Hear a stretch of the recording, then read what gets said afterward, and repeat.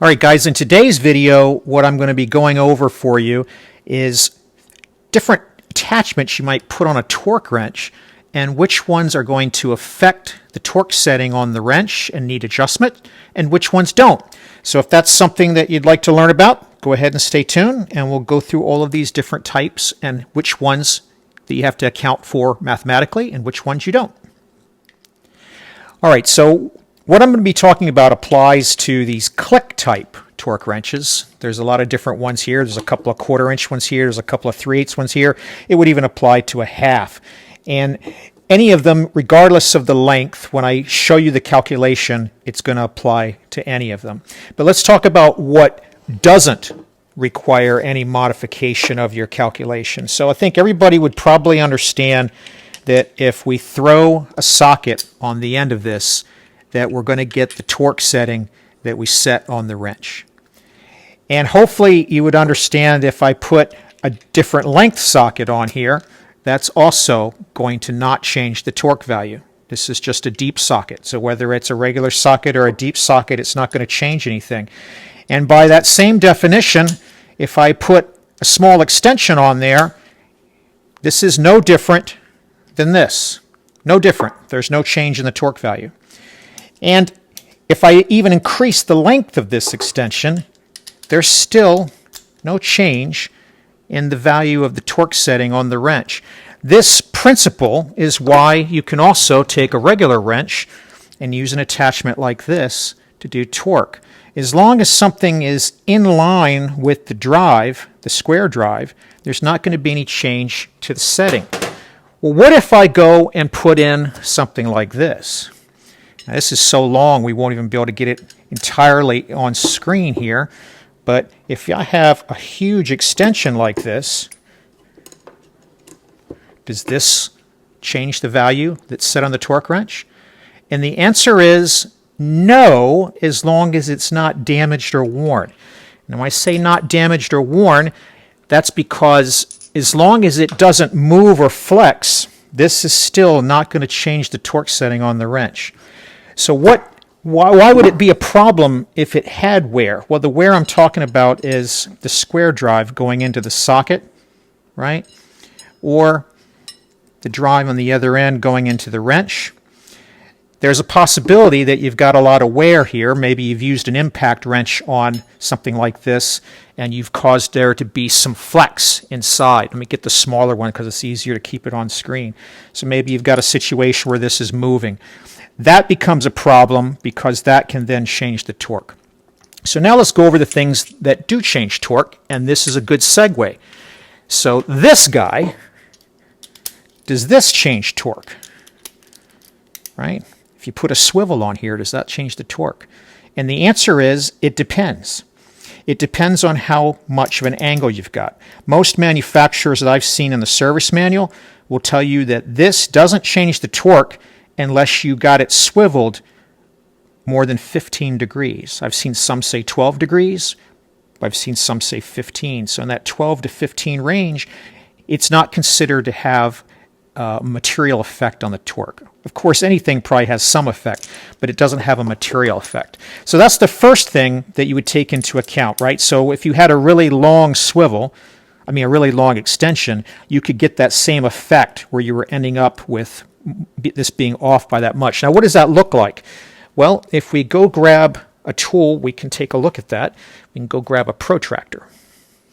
So we can take a tool like this, just for illustration purposes, and we can say, well, what does it look like, rather, to have that 15-degree angle? So we can see here, we're sitting at 0, here's 10, here's 15. And so what that would mean is that if we ended up having flex out to here, that changes the torque. If we have flex right down like this, it does not. And again, if we kind of zoom in here, we want to see what's on the protractor. 0, 5, 10, 15, right? So we want to stay in this kind of a range. According to most OEMs, this kind of a range is not going to have an effect on the torque that you really need to be concerned about when you're doing work on automotive equipment. Maybe if you're working on SpaceX Raptor engines, you can be concerned about this, but if you're working on a Ford or a Chevrolet internal combustion engine, you don't. So now let's take a look at the other things that do have a material effect on the torque. So looking at the same kind of this view, we'll just keep this out here. Let's take a look at a couple of other things that we showed in the opening clip, right? So some common things you might have are like a Crowfoot, whether it's just a simple Crowfoot like this, or it might be more of this style. This is actually a ratcheting style. These are going to extend the position further outward, right? So this square drive is the point where everything matters for torque. So we were saying if everything stays here, then it doesn't change. That's actually a plane, just like we see here, right? So if it stays on this plane, it doesn't change. So that means if I put the attachment like this, the torque is not going to change. If I move it in the negative direction, it's going to be changing. If I get back into this position, it's not changing. And again, get the camera at just the right angle, we're looking at a dead-on 90-degree situation. And then once I start coming up in this angle, it's going to change. These things do require a calculation change to account for, whether it be this type or this type. Something else that's of the same type of effect is going to be a tool where you have like a dog bone. It's got a square drive piece and then it's got a box end on it. I don't have something like that. I got a tool like this Motion Pro. It's very similar. So this I can just put a regular box end wrench on, and then it's going to attach right here onto the torque wrench. And again, something like this is extending that point of rotation from here to here. So that's going to require us to calculate a modification to the torque value. If it was sitting like this, it's going to be at a 90-degree angle. It's not going to have any change. If it's going to be like this, it's going to have a change because we're reducing this point of rotation. Same here, but when we get back to the 90-degree point, there's no change. So as long as we're in this plane of the square drive, either this way, or this way, then nothing changes. Once we leave it, it has to be altered. And the way that gets altered is through this formula. We take the formula like this, where we say the torque wrench setting that we want to set on the wrench is going to be equal to the torque that we get out of the service manual times the effective length of the wrench. And I'll show you what that is in just a second. Divided by the effective length of the wrench plus the length of the extension. So when we look at something like this, how do we calculate what the effective length of the wrench is? Well, we figure that out by measuring from the center of the square drive. Sometimes there's a little round pin like on this model, sometimes there's not. You just want to get the center of the square drive, and then you measure down the length of the wrench to the center of the handle. Some handles will have a mark on them, most won't. So it's generally accepted convention just to measure from those 2 points, from the center of the square drive to the center of the handle. That's the effective length of the wrench. This is just a lever. And the point of rotation, we're applying manual force here on the handle, and we're applying that rotation effect here. So we want to know what's the effective length of this lever for this calculation. It's center of the square drive to center of the handle. And then if we want to figure out where have we moved the point of rotation, it's going to be from the center of the square drive to the center of where the fastener sits on the extension. In the case of this Crowfoot, it's right about here. If we take this off and we put this guy on, very similarly, it's from here to right there, right in the center where the fastener is going to be. And then for something like this tool, it's going to be again from the center all the way out to the center of this box end. And we're going to calculate that value. So if we go do that right now, we can see in just a couple of examples here. Again, we get our protractor out. If our angles are all along this arc, it's positive. And then we're back down to 90 here. But then if we are in this position here, then the measurement's going to be negative. All of this is going to be a negative value that gets plugged into the formula. And again, from the center of the square drive to the center where the fastener is going to be, we're going to plug that into this formula down here as a negative number. And I'll show you some examples of this math so you can get the hang of it. But that's as simple as it really is. So anytime I move the center of rotation either forward or back, I have to make a change in order to get the actual setting on the wrench to give me the torque value in the service manual at the point where this is actually happening, right? So if I set some given torque value, let's say 20 foot-pounds, and then I put something like this on there, now I've made this longer. And because this is longer, I'm no longer going to get 20 foot-pounds here. If I want 20 foot-pounds here, I'm going to have to make a different adjustment on what I set on the wrench in order to get that, because I've changed the length of this wrench by putting this on here. Right? Now, there's some other type of extension I showed in the beginning when we opened it up, and that's something like a tight wrench. There's a Tite-Reach wrench. So do you think something like this changes the torque? If I put this on here, does this change the torque? And the answer is not what you would think. It might change the torque, but it doesn't necessarily change the torque, because in a tool like this, if you notice, I'm still rotating at the same point that the wrench would normally rotate. So this is not the same kind of extension. If we open this guy up, what we're going to find is this is a chain drive. All right, so let me open this guy up real quick for you.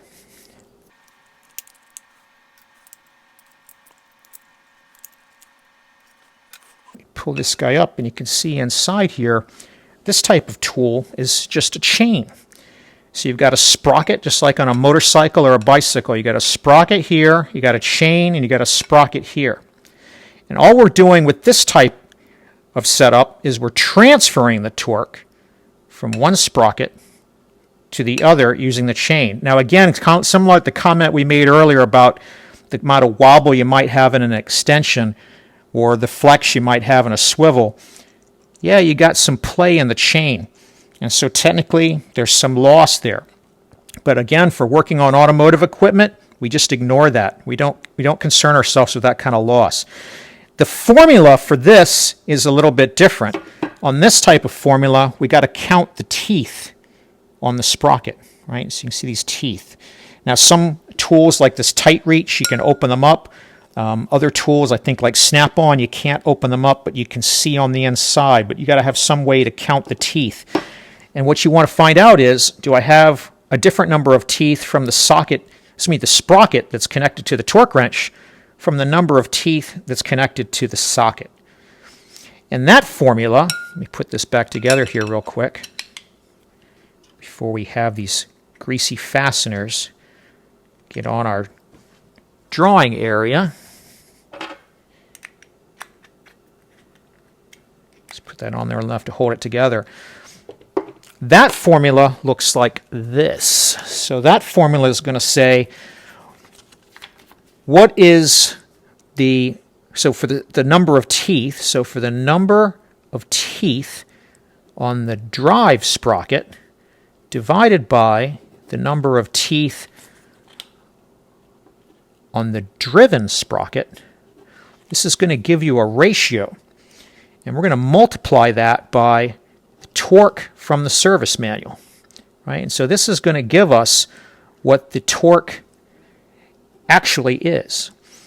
And what I mean by actually is, I mean when we have this kind of a setup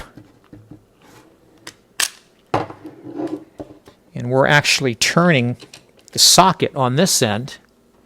If I can find what we did with our little socket here. This TA in that formula is what's here. So as I turn the torque wrench with some given torque setting and I transfer that through the chain, what do I get? Now in the case of this tool, the number of teeth are the same on both these sprockets, and so it turns out if I set the wrench for 20 foot-pounds, I end up getting 20 foot-pounds here because of this formula. If we go back down to this formula, what we would end up with I don't remember exactly how many teeth this was, but let's say it's 18.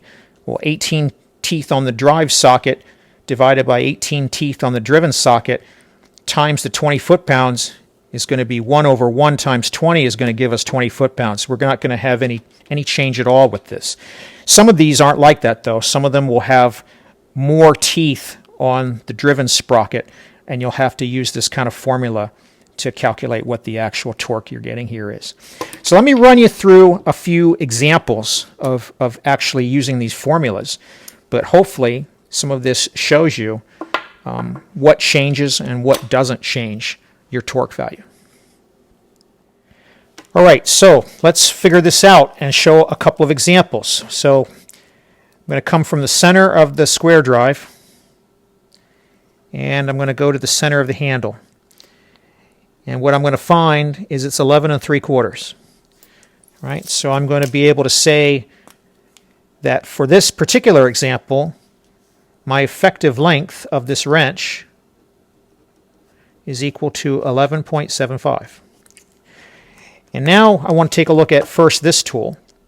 Right? So just take note of where the square drive is going to be. You can see it's going to be right on that M.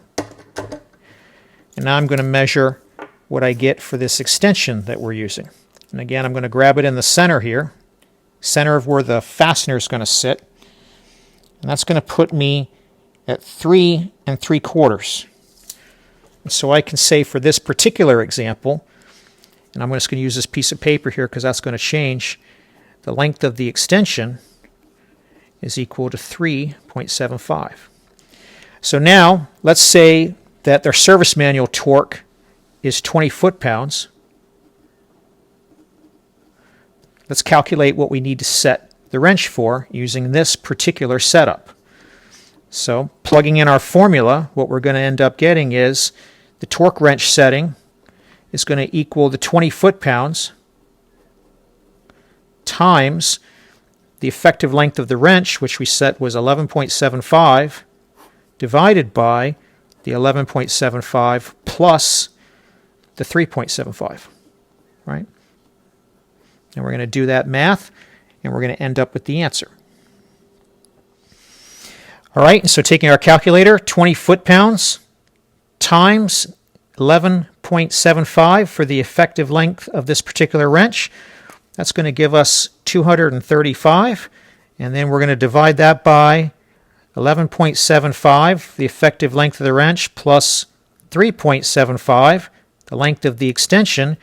That's going to be 1550, and that's going to end up making our torque wrench setting be 235 divided by 1550.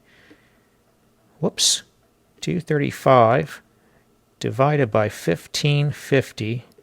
It's going to make our torque wrench setting 15 foot-pounds effectively, 15.2 foot-pounds. But in practice, we would end up just probably setting it to 15 foot-pounds. So we have roughly a 5 foot-pound difference because we've extended this almost 4 inches away from the center point. Now, what if it was like this? Would we still come in here and measure 3.75? And the answer is no, we would not. Remember, it's the distance of this from the center drive. So you got to do a little bit of your old high school geometry here. And what we're going to end up doing is we're going to want to know where the center drive is. Let's just say roughly here. And then we're going to be taking that measurement this way. And so in this case, we can see that from the center to the center drive, you're making a triangle here, right? We're coming down, we're going over, and then we've got the extension going like this. So this is a triangle. So we're going from the center here to the center drive. With it in this angle, it's only going to measure 1, 2, 1, 2.5, and then I think these measurements are 8, so it looks like it's going to be measuring 7/8. It's going to be 2 7/8 in that direction. And so we would enter a positive offset of 2 7/8 there. What if it was like this? Right, now same thing. We're going from the center line, and we're going to measure in this direction. And maybe it'd be easier if I use just a regular guy here.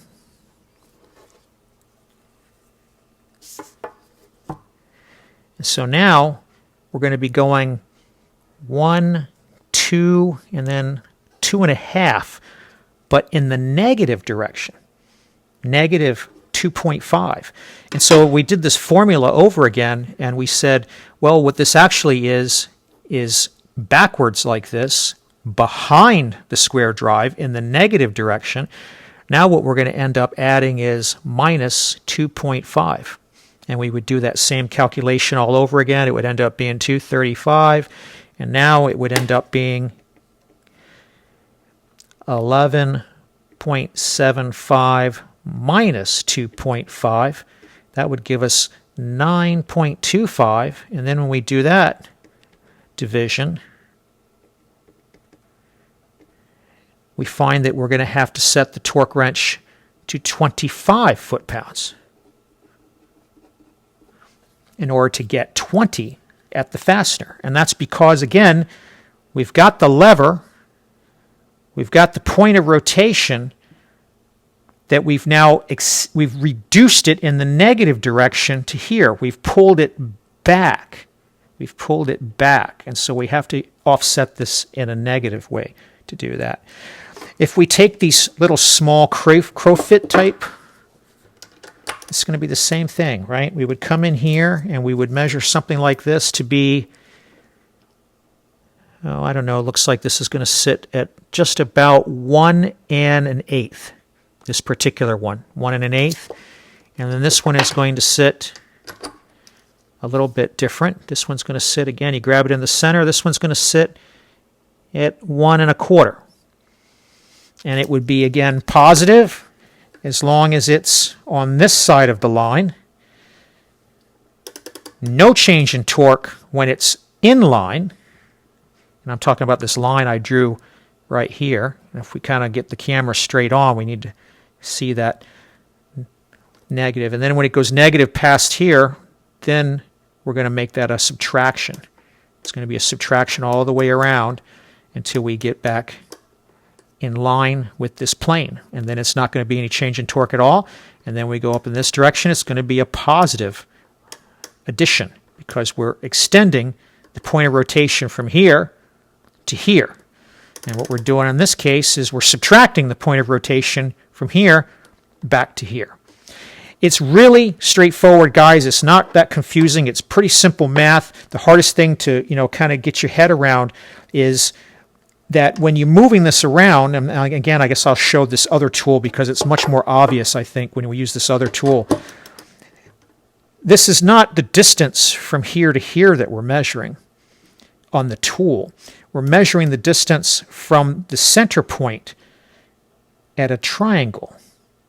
Let me get all this stuff out of the way. We're measuring a center point at a triangle here. That's what we're measuring. How far is this from here? Not how far is this to here, how far is this to here. And as we keep closing this distance, and we eventually get it right in line, it's going to be 0. That's why there's no change in the torque. When this is in line on this plane, this value is 0 because we have neither added or subtracted from the point of rotation. We're in the same plane as the point of rotation. We're in the exact same plane as the point of rotation. When we go in the positive direction, the negative direction rather, we got to move it back. And then when we go back to here, we're at 0 again. And then when we start going here, we're back to positive and we're adding it again. There's one other thing I'll show you and then we'll be done with this video, and that is what if, instead of a straight piece, what if I have something that's curvy? And I've only seen this done in service manuals from Ford. But what if I got a setup like this? Now what do I do? This is curved. And when I got something that's curved like this, it's the same principle, except I've got to account for this arc on this half moon adapter. I've got to account for the space between here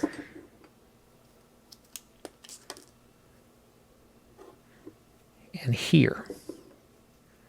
And I've got to remove that. So that's the one difference. So when I have an arc like this, I've got to account for the arc. And as I move it around, I got to keep accounting for the arc, and I've got to remove it. So I'm going to still measure from the center of the fastener to in line with the center drive. So I'm still going to be measuring in this triangle direction, but then I've got to remove this arc. And this is not an exact half moon, this particular tool I've got. I don't have one that's a nice, perfect curve, but when you have the nice, perfect curve ones, it's much easier to see the point of where it bends. This one is like the bend is like right here primarily. I'll put a link in the description to a Ford calculator that they have for calculating this. And I'll also put a link in the description for a Ford calculator that does this formula I just went over that you can just plug it into.